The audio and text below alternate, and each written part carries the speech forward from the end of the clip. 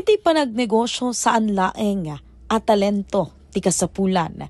No di ket ti panagtalek iti bagbagi. Ito'y abigat, tampok tayo ni Nico makinbagi ti Pyro. Ay sa food business dito siyudad Tiluwag ken masarakan na ito iti laeng merkado publiko. No sa dinno nga agup operar da ito iti Malema. Hinday mandenggen no kasano nga ng rugi ti Pyro ni Mr. Nico. Sir, good morning and welcome in the segment tayo ang negosyo at Good Morning Philippines. Sir Nico. Good morning, ma'am. Yes, sir. Sir, thank you so much. Pinaggamit ikid daw nga makainuman da kay tigat and of course to share your experience no kasano ka nga ng rugi iti panagnegosyo, sir. When ni man, kasano yung rinugyanan dati negosyo daw nga Pyro? Ken dati, sir? Nagsimula kami June 2025 as a small venture sa bahay, offering shawarma rice pa lang.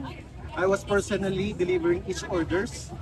As more customers grew to love our flavors, naisip namin na maganap ng magandang area na maraming tao para sa maraming makatikim nito. At gradually, expanded our menu to include shawarma wraps and quesadillas, which helped our customers base grow even further. Okay, sir. So, talagang negosyante nga, sir, or that is the first na negosyo? Actually, first pa lang po talaga. First pa lang. Api nga, dati nga first nga negosyo, kat dati nga klase ti negosyo. Actually, nakakatawa to kasi sinubukan ko lang talaga magluto ng small batch ng shawarma rice sa bahay para kainin ko lang. Tapos tinanong ako ng kapatid ko kung magkano at bibili daw siya. Nanghulang nga lang ako nun kung magkano ito eh. Tapos, hindi ko pa naisip masyado yung costing at yung natikman niya. Sabi niya masarap daw. Tapos ayun, nagtuloy-tuloy na. Inoffer ko na sa iba't ibang tao. Habang tumatagal, inayos namin ang inayos hanggang sa makuha namin yung lasa na gusto ng mga tao. Like kasanumat kabayag, sakbay nga talaga na alam J. Raman na, sir? Hindi pa natin masasabi na perfect na ito, ma'am, kasi habang sa pagtanong-tanong pa rin sa mga customers, lalo namin inaayos mo. Okay, sir. Para talagang gusto ko talaga lahat ng masa. Well, starting, sir, ano naman po yung parang naging challenge sa inyo? Of course, yung unang-una na, yung sa lasa, sir. Sa lasa. Our biggest challenge from the start was financial pressure caused by low brand visibility and slow sales.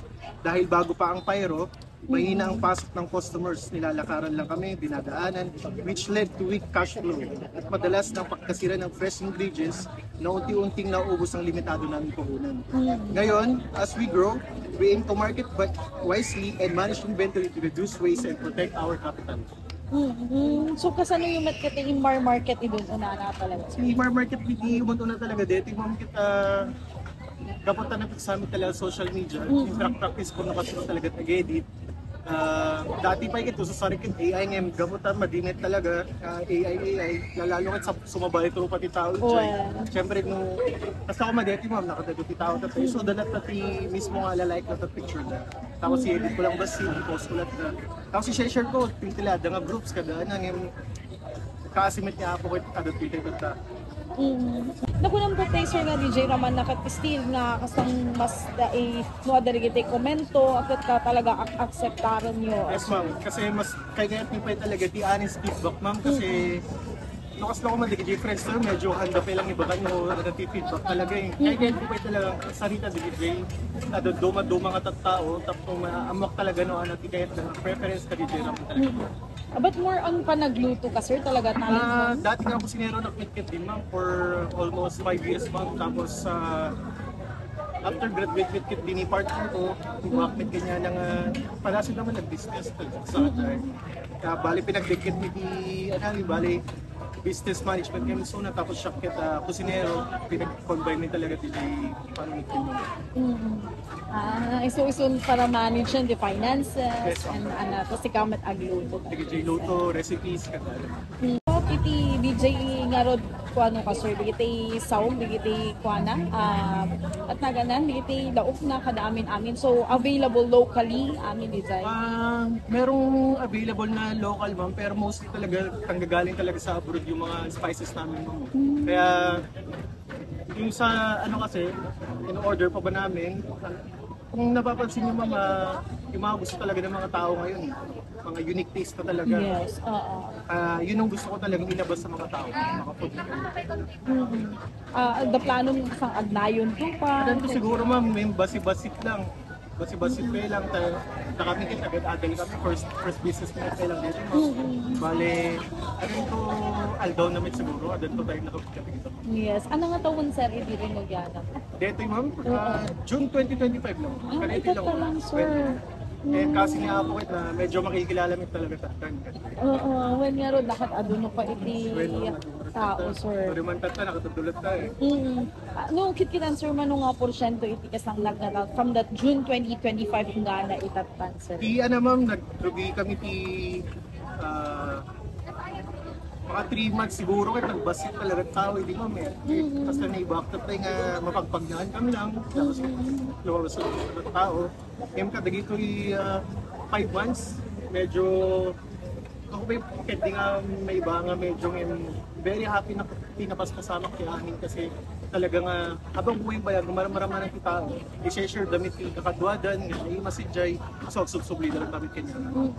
So, anat lesson na nakuha sir during DJ nang rugi ka na ingana iti-detector tuloy nga pa nag-operate yun?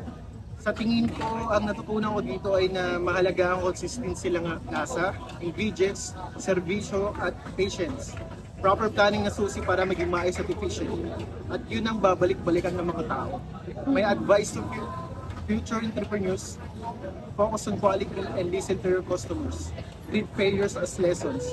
Palagi ko sinasabi sa sarili ko na kung ano ako ngayon, dapat mas better ako bukas. At ang pinakamalaga sa lahat ay believe in the saying na God wouldn't give you dreams you're not capable of achieving. Maniwala ka sa sarili mo kasi ang unang maniniwala sa'yo ay ikaw.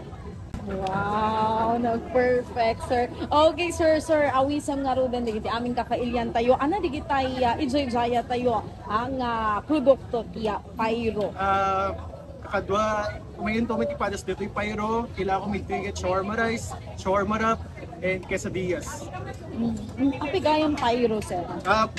Pyro, it comes from the Greek fire. For us, fire represents intensity, passion, and bold flavor. At doon na nanggaling ang where fire meets flavor. It perfectly reflects the strong and energetic identity we want for our brand. Ay, okay. Talaga pinag-isipan. Opo, fire po talaga kasi mabilis tumatak sa isip ng tao. Napaka-short lang po. Tapos yung meaning ng pyro is fire. Accept kayo like digiti kung sir, online orders? Yes ma'am, nag-accept po kami. Meron po tayong mga local na mga riders, sila na po yung mismong lumalapit sa amin, ng mga nilalapitan ng mga tao, sa kanila po nag-order, tapos pupunta na lang direct po yung mga riders dito sa atin. Tapos meron din po kaming page ma'am, which is in Pyro din po talaga. Ti pa nagnegosyo ket isulaeng tiligal asugal mga kabombo. Saan tayo nga mo? No ana, iti agbali na epekto na, no saan tayo nga rugyanan.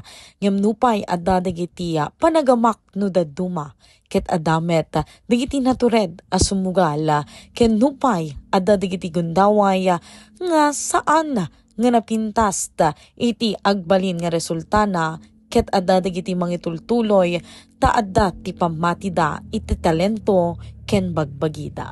Sapay kuma mga kabombo tadamanen ti nasakduyo nga adal iti panagnegosyo ni Mr. Nico iti Pyro.